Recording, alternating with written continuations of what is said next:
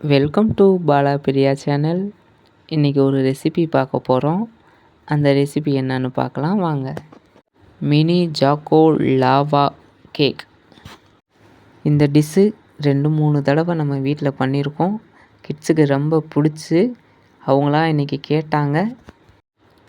சரின்னு சொன்னதும் குடுகுடுன்னு கடைக்கு போய் தேவையான பொருள் வாங்கிட்டு குடுகுடுன்னு வந்துட்டாங்க. ஆனால் நம்ம ஒரு வேலை சொல்லி ஏதாவது கடைக்கு அனுப்புனா சுத்தமாக போக மாட்டாங்க. அவங்க தேவைக்கு மட்டும் குடுகுடுன்னு போயிட்டு குடுகுடுன்னு வந்துட்டாங்க. கிட்ஸ் வாங்கிட்டு வந்திருக்க பொருள் எல்லாம் சரியாக இருக்கான்னு ஒரு தடவை செக் பண்ணலாம்.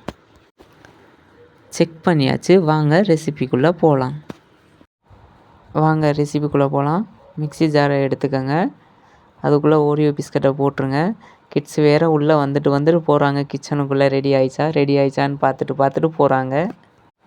என்னடா வந்துட்டு போகிறாங்கன்னு பார்த்தா 2-3 பிஸ்கட் கிட்ஸ் வாய்க்குள்ளே போயிடுச்சு. இப்போ மிக்சிக்குள்ளே இருக்கிறதையாவது நம்ம காப்பாற்றி அரைச்சி பவுடராக எடுத்துக்கலாம். அரைச்ச பிஸ்கட் பவுடரை ஒரு பவுலில் மாற்றிட்டு அது கூட பேக்கிங் பவுடர், பேக்கிங் சோடா சேர்த்துட்டு அடுத்து பாலை கொஞ்சம் கொஞ்சமாக ஊற்றி பேஸ்ட் பதத்துக்கு மிக்ஸ் பண்ணணும். இந்த பதத்தில் இருக்கணும். இப்போது நம்ம கேக் செய்ய ஆரம்பிக்கலாம். அடுப்பை பற்ற வச்சுட்டு பனியார சட்டியை எடுத்து வச்சுக்கோங்க. இன்றைக்கி பனியார சட்டியில் தான் மினி கேக் செய்ய போகிறோம். பனியார சட்டி ஹீட் ஆனோனையும் அதில் நெய்யை ஆட் பண்ணிக்கலாம். இப்போ நம்ம மிக்ஸ் பண்ணி வச்சுருக்க பேஸ்ட்டை கொஞ்சமாக ஊற்றிக்குவோம்.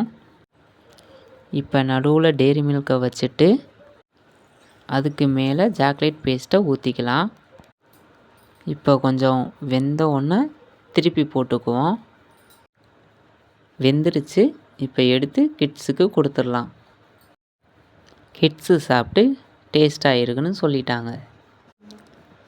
Okay bye. அடுத்த வீடியோவில் பார்ப்போம்.